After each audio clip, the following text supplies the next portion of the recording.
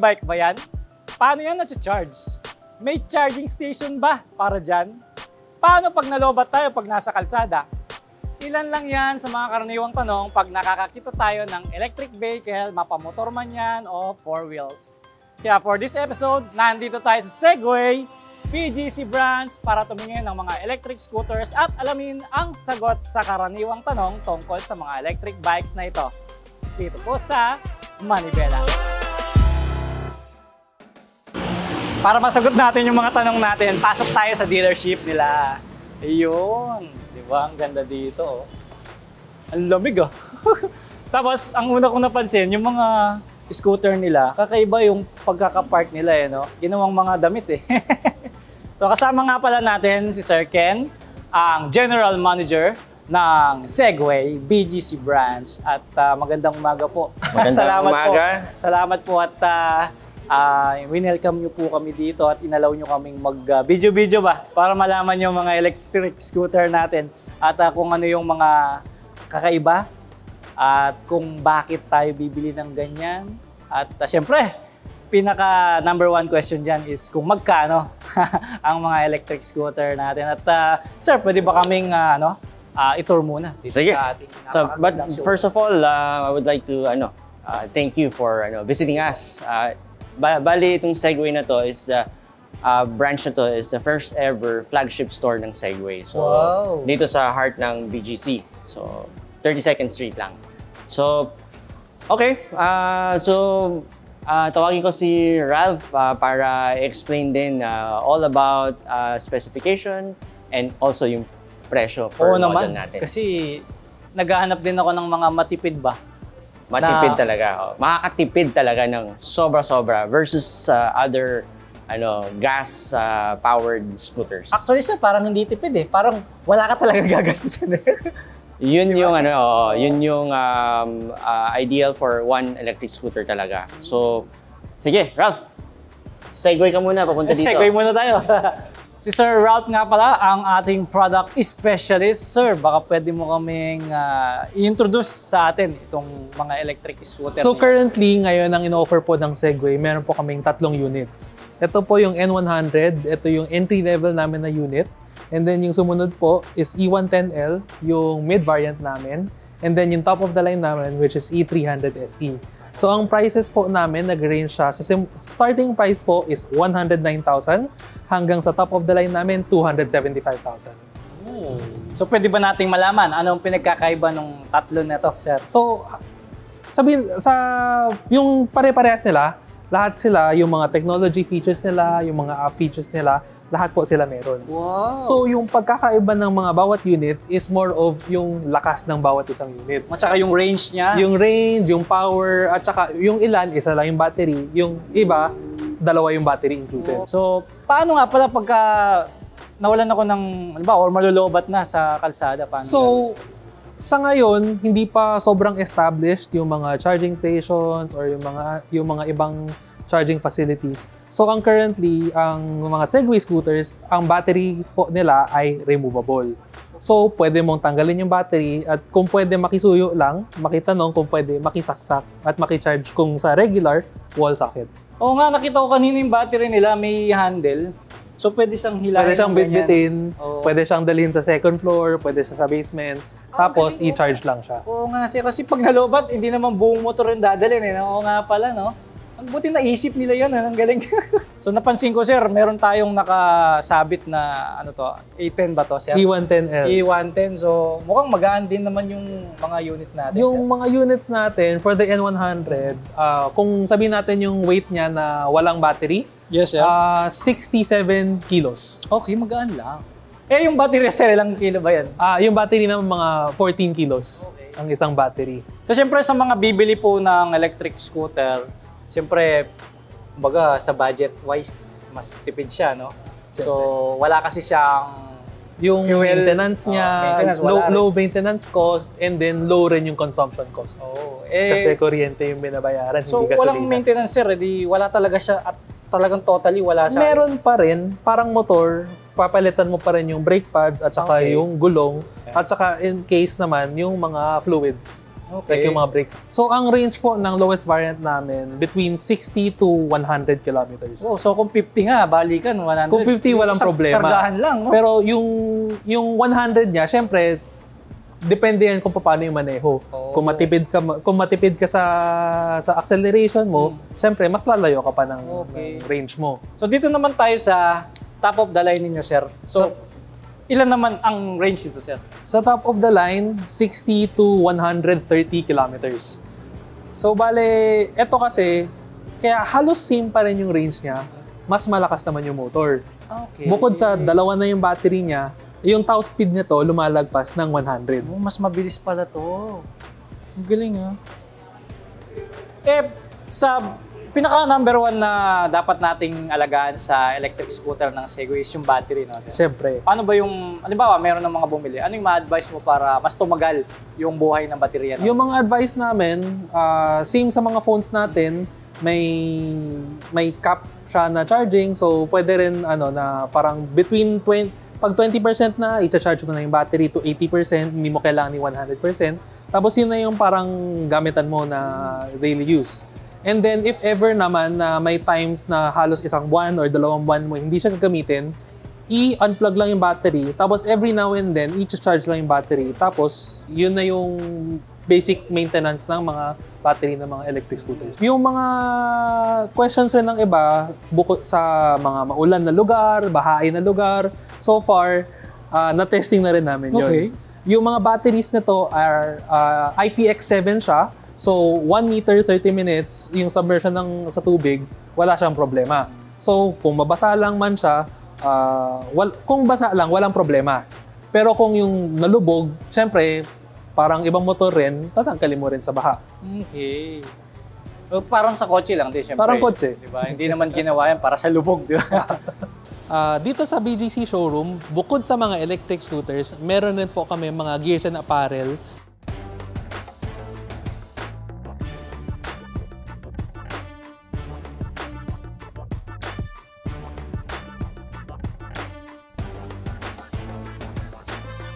Alright, so isa ka rin ba sa mga nagpaplano na bumili ng electric scooter?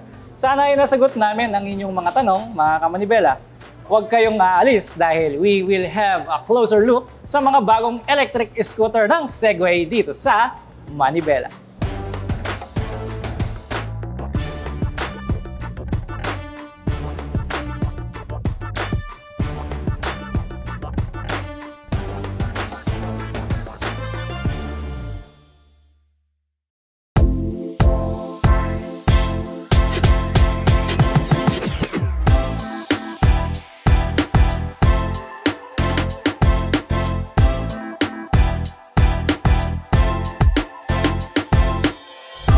Isa sa mga bago nila dito ay itong tinatawag na E110L.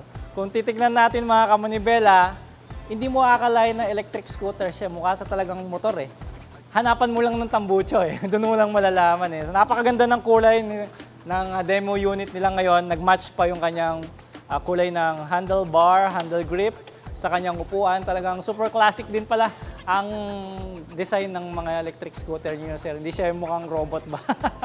Sir, ayun, ano bang special sa ating E110L? Ang E110L natin, ang motor nito is 1,800 watts. So, top speed nito, so far sa mga testing namin, 75. And then, yung range naman niya, naglalaro siya between 60 to 100 din yung range.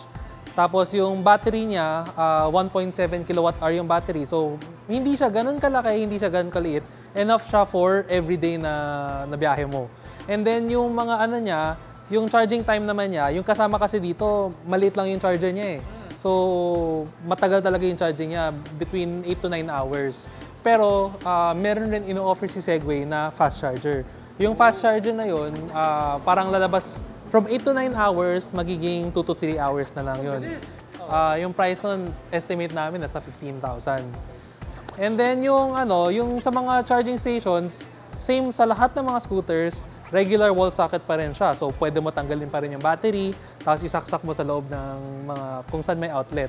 Ang mga scooters na to, meron silang app function. So, once na nabind mo yung unit, kahit wala sa'yo yung susi, as long as nasa yung phone, pwede mo ma-on ang unit. So pwede rin kahit malayo ka. Halimbawa, pabuksan muna yung compartment, ganun. Meron bang ganun? Yung mga units namin, meron siyang 2 years na subscription para sa mga GPS functions niya. So yung mga gamit na yon, dahil dun sa GPS features niya na yon, pwede mo ma-on kahit malayo yung cellphone mo at saka yung unit, as long as dapat may signal ang unit. Parang cellphone lang yan na pag nasa labas ka may signal, pero pag nasa loob ng building, possible na wala na siyang signal. Pwede ba natin ipakita yung baterya, sir? Yung battery, Yung gusto ko talaga makita yung baterya niya kasi 'di ba pag papasok ka sa office, pwede natin dalhin tapos i-charge natin habang nag-work tayo. Pwede ba natin ipakita, sir? bago tayo umabot sa battery, kailangan natin buksan ang compartment. Yep. So ang compartment niya, bukas lang. So ang loob ng compartment space niya, kasya isang buong full face na helmet. Full face pa 'yan. Tapos lumalabas, 27 liters yung compartment space niya. So pwede ka pambili ng ulam. Tapos eto, sir, yung kanyang charger. Yes, yan yung charger na maliit. Power yan yung bank. regular na charger. Oh, parang power bank lang siya, no, sir? Parang laptop charger. Oh, laptop charger, no? Ang cute. Buong motor yung matcha-charge sa ganito kaliit lang, oh. So ngayon ang battery, may lever lang dito para buksan yung sa battery compartment. Ang galing. Ngayon, nakaangat So na. ngayon, ang E110L, may kasama na siyang isang battery. Okay. So ngayon, pag tinanggal mo to, meron pang wall siya. Okay. So pwede ka pa magdagdag ng pangalawang battery. So parang lalabas yan, lalayo pa yung range mo. Imbes na 60 to 100, pwede ka mag 100 na for sure. Ang galing, upgrade Na yung naman. range. So, yan, bibit-bitin mo. Ito yung hawakan niya, no, sir? Yes, pwede mo siyang, pag tinanggal mo yung kable, pwede mo nang bitbitin Ay, ang ganun lang battery. kadali. Kaso medyo mabigat. Pwede pabuhat, sir. Mga 14 kilos yan. May kabigatan. Pero, okay lang kasi parang buong motor na yung dala mo, sir, eh. Kasi mapapacharge mo na, eh, oh. Daily workout na. Meron rin siyang function na pag, kunwari, meron kang kakilala na katiwala mo, pwede mo ngayon i-on yung unit ng gamit ang passcode. So ang passcode, may default lang kami na sinet. Ito ang gusto kong malaman, sir. Magkano ba itong E110L? So ngayon, ang E110L, ang price nito is 125,000. Sa promotions, currently, ino-offer namin dito, since bagong bukas pa lang yung branch namin, meron kaming 10,000 pesos discount for cash purchases. Tapos, kasama na rin ang registration fee. Oo nga So, pala. sa less than, bale, total price na to is 115,000 kasama na yung LTO registration Oo, ng 3 pinaparehistro years. na nga pala ito. Ay, isa pa sa nagustuhan ko dito sa Segway na Scoot is meron siyang safety feature. Like, meron siyang ABS. Yung sa ABS at saka traction control, more of dun sa higher lineup yun. Sa regular na to, meron pa rin siya na kaso EABS siya. More on parang regenerative braking at saka anti-disc locking pa rin naman siya. Ready? Basically, ang regenerative braking is habang nagko-cruise ka, may parang nagkikick in na parang engine brake. Oh. So, pag nag-engine brake siya ng ganun, unti-unti siya nag-recharge pa rin. So, kunwari, galing ka sa mataas, pababa ka, wala kang gas na kuryente. Yes. Pwede pa magdagdag yung charge mo. Meron para siyang alternator. Parang Ang galing. alternator. Dito naman, sir, di ba, meron tayong mga susi, key fob, code, and sa app sa phone. So, meron ba tayong mga anti-theft features dito? So, ngayon, yung mga units, konting tapik lang, nag-alarm pa rin siya. So, ngayon, yung mga units rin naman ito, kunwari, as long as nakapark yung unit, kahit mag-throttle ka, hindi pa rin siya andar. And then, again, naka-off lang yung setting na to pag meron siyang seat sensor. So, dapat nakaupo yung tao. Oo nga, no? So, kahit ito, walang nakaupo, hindi siya andar. Tapos, ano rin siya, kunwari, gusto mo rin medyo safety features sa mga new riders. Meron siyang mga modes. So, yung modes niya is more of parang limiter. So, pag nasa mode 1, nasa around 30 plus yung speed niya, and then mode 2, increasing yung speed niya. Mode 3, yun yung pinakamabilis. So, kung sabihin natin na mode 1, ang top speed niya is nasa 33, 34. Actually, naka-on na yan. Okay, so pag bumili ako nito, sir, since may mga parts pa rin siyang pinapalitan like yung mga brake pads, meron naman tayong available dito. Yes. So, bale yung BGC, since ito yung flagship showroom, bukod sa sales, andito na rin yung after-sales service namin. So, if ever na kailangan may kailangan paayos, dito na rin namin ginagawa yun sa BGC. Ayun, salamat Sir Rap.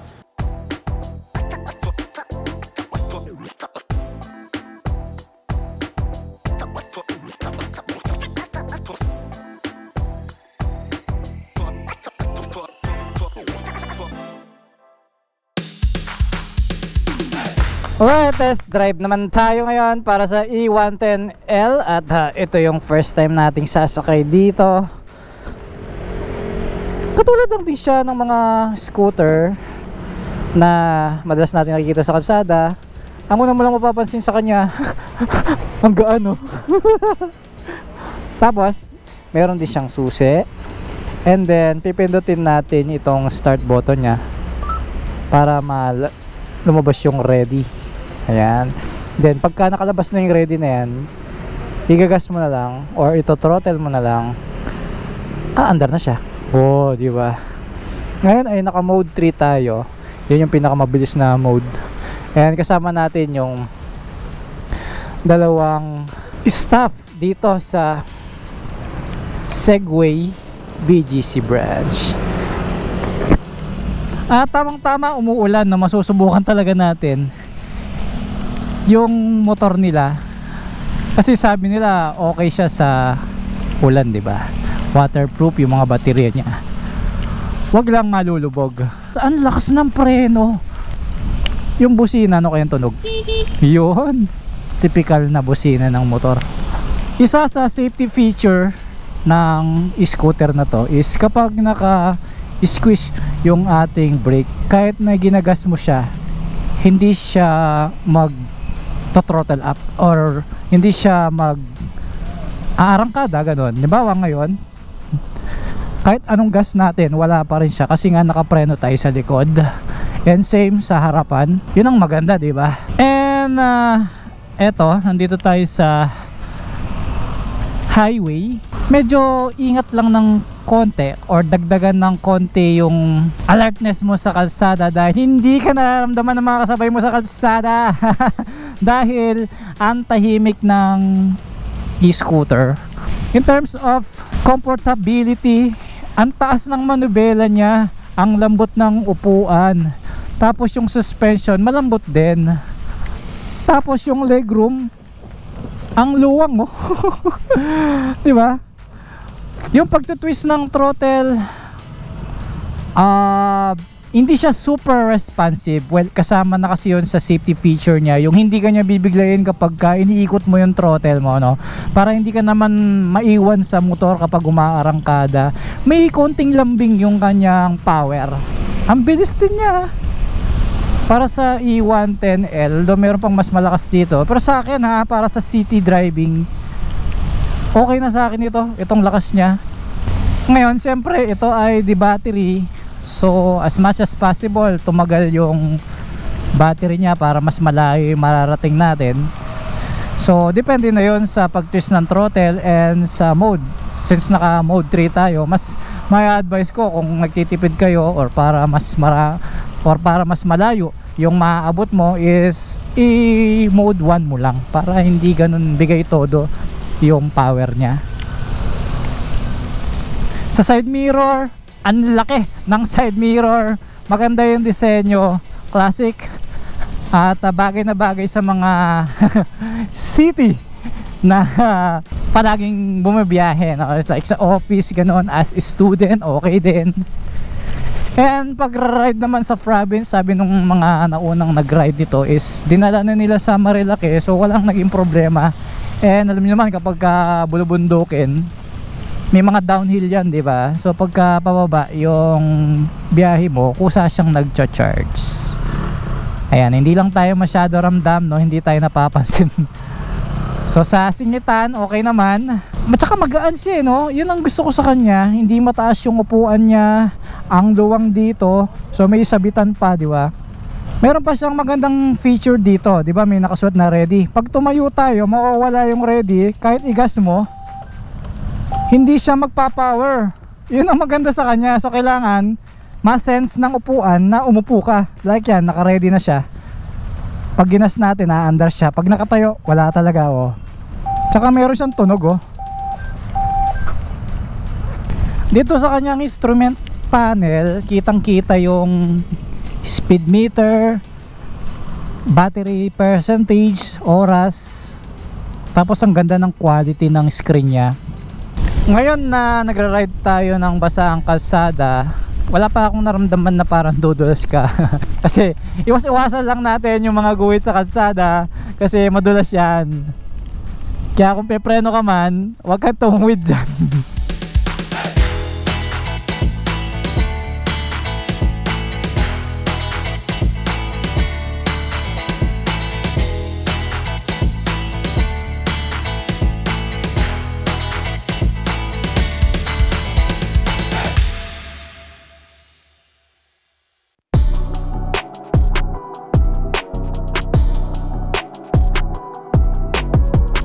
Ito naman ang kanilang E300 SE na sakto naman para sa mga naghahanap ng scooter na pwede nilang madala ng mas malayuan. At ikukumpara natin siya doon sa E110L.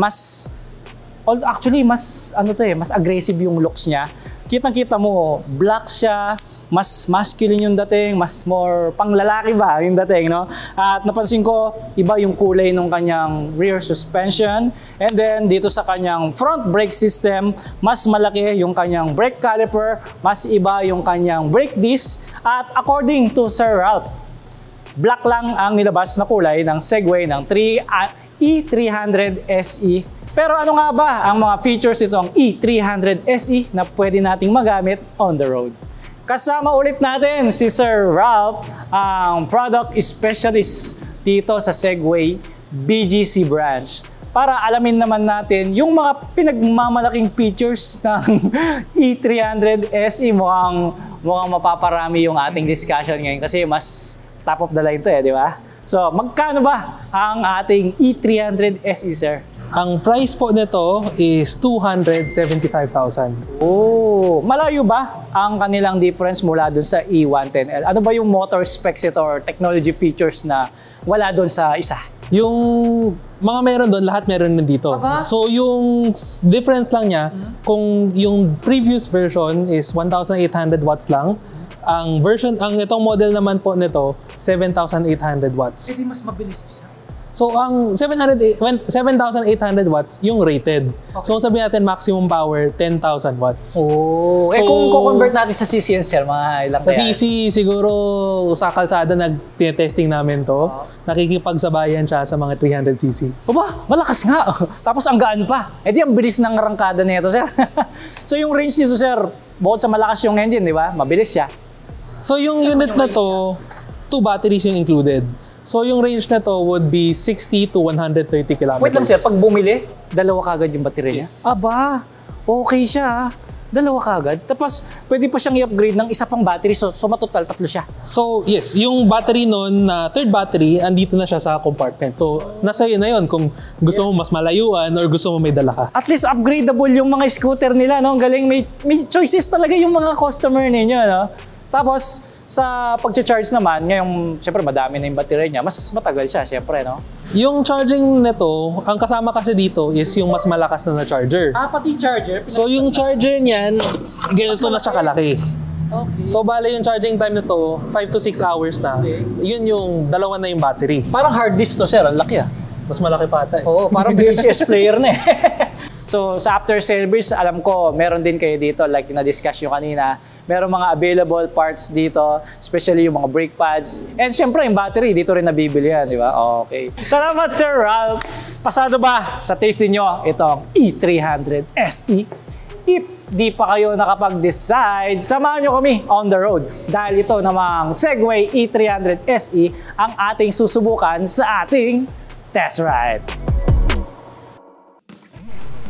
Gagamitin naman natin ang E300 SE ng Segway at mako-compare natin ngayon yung 110L sa pinakamalakas nilang motor. So, sigurado mapapansin natin kaagad yung bigat at yung torque and yung top speed. Hindi natin alam kung makukuha natin top speed kasi nasa city kasi tayo, no? So anyway, mararamdaman naman natin yung lakas niya, no? Okay, pagsampa ko dito, ramdam mo kaagad yung difference nila sa bigat eh. Ayan, oh. And then magdagdag tayo ng mode. Ayan. Meron siya kaagad hill parking assist, oh. So hindi siya atras dahil nga medyo paganyan tayo. Ang galing. Then pag ginas natin, ayun, mawawala na, oh. Lupit siya pag pinreno natin ng ganyan, no? Oh. Ayos, oh. So pagka nag-park ka, wala kasi siyang gear eh. So mag-side stand ka, hindi siya atras. Okay, let's go. Uy, maliksi. Oh, lakas niya.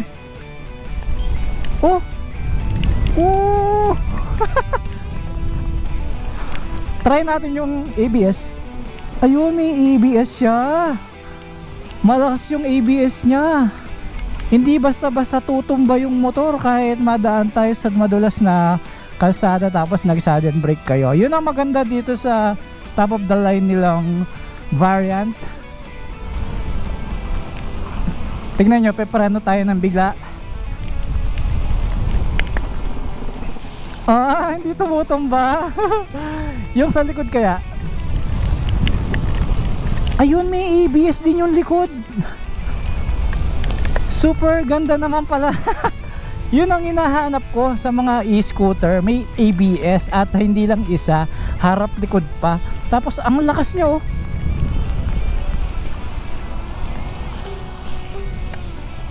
Ayan, nagsisignal light tayo, naririnig natin yung tung tung, mga ganun siya. Ayan. Mawawala siyang kusa niyan.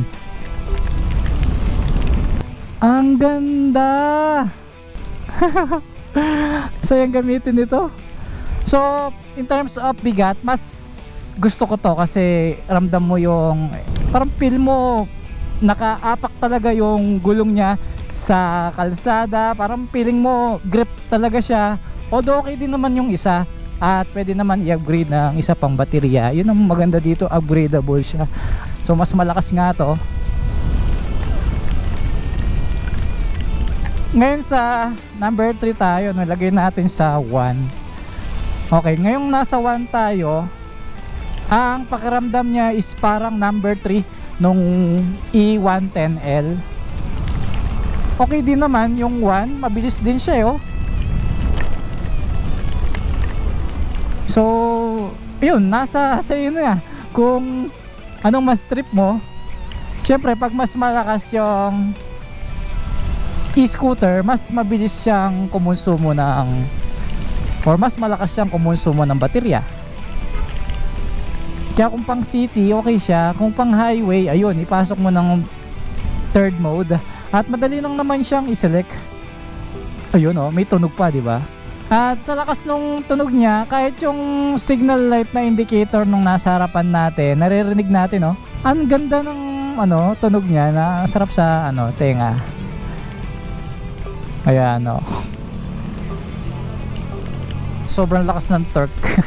Pwede mag fishtail tayo ganyan, no? Sa stability ng motor, dahil medyo may kabigatan siya, okay siya sa akin.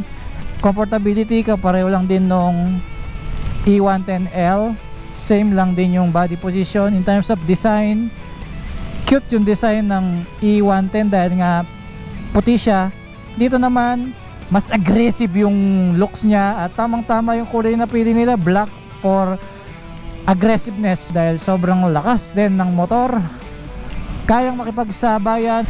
And yeah, super glad kasi nakapag test ride tayo ng ganito at ngayon ko na discover na ang ganda pala talaga ng Segway. Perfecto para sa ganitong lugar. And sa province naman, yung idea na madali siyang i-charge, may fast charger pa, so wala tayong magiging problema sa battery life, ganoon. And since ito ay may range naman, no, matatansya mo kung hanggang saan siya aabot. Ganun naman ang importante kapag nagra-ride kasi dapat meron kang itinerary talaga, hindi pwede yung banat lang ng banat sa pagra-ride. Kailangan nakaplano talaga yan. And ang napansin ko pa, sa dami ng variants and options ng Segway is ano talaga siya, flexible. Hindi naman kasi pare-pareho yung mga buyers eh. Yung mga riders hindi rin pare-pareho yung way ng pagra-ride nila. So may mga options sila na pwedeng maging angkop para sa lifestyle ninyo, ganun. Para sa mga beginner naman, okay na okay. At may mga modes naman siya, may mga options din.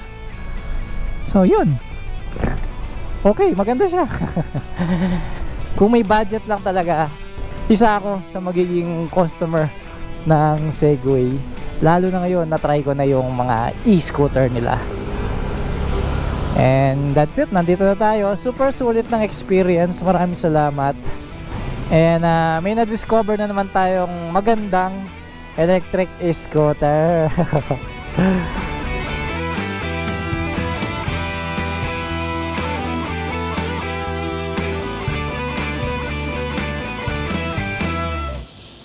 At yun na nga, nakapag-test ride na tayo ng napakagandang Segway e-scooter. Napag-compare natin yung dalawa. Isang malakas, isang standard. At nakita ko yung difference talaga, no? Kasi nung unang ginamit ko yung white na E110L, for me, bagay na bagay siya sa city, no? Everyday yung commute. Everyday Na pampasok ng trabaho. Yung point A to point B, then back and forth. At ito namang E300 SE, nako. Super parang race ano dito eh, di ba? Race rider. Para naka 300cc ka na ba, kuya? Kaya nga, ang lakas ng torque niya, no? So pagka hindi mo binitawan yung throttle niya, ba tuloy-tuloy? Siguro hanggang 150 kph kaya niya, no? Halos maiwan nga sila kuya kanina eh. Hindi na tayo mahabol eh. Hindi sila makahabol yung mga cameraman natin. Ganun kalakas at sakto naman umulan. Good thing din siya kasi nasubok talaga natin na pwede siya sa mga rainy season. Kasi 'di ba electric 'yan eh. Maraming mag-iisip baka hindi pwede sa sa mga tagulan or sa konting baha, 'di ba? Talaga namang sulit na sulit ang Segway at lahat ng technology, no, options and safety features kompleto siya. Pati yung mga app features, yung mga Yeah. GPS. Parang motor siya na sinaksakan mo ng computer.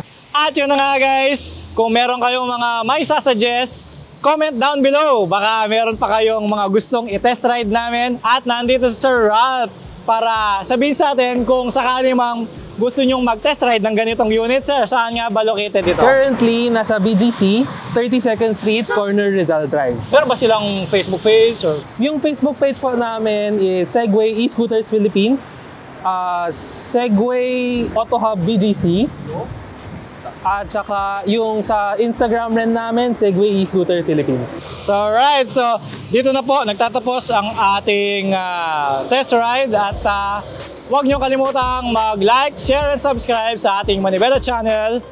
Huwag nyo rin kalimutang mag-comment kasi kailangan talaga yan para makita namin kung ano pa yung maaari naming improve at yung mga future na gusto nyong i-test ride namin. At laging tandaan, mata sa kalsada, kamay sa manibela.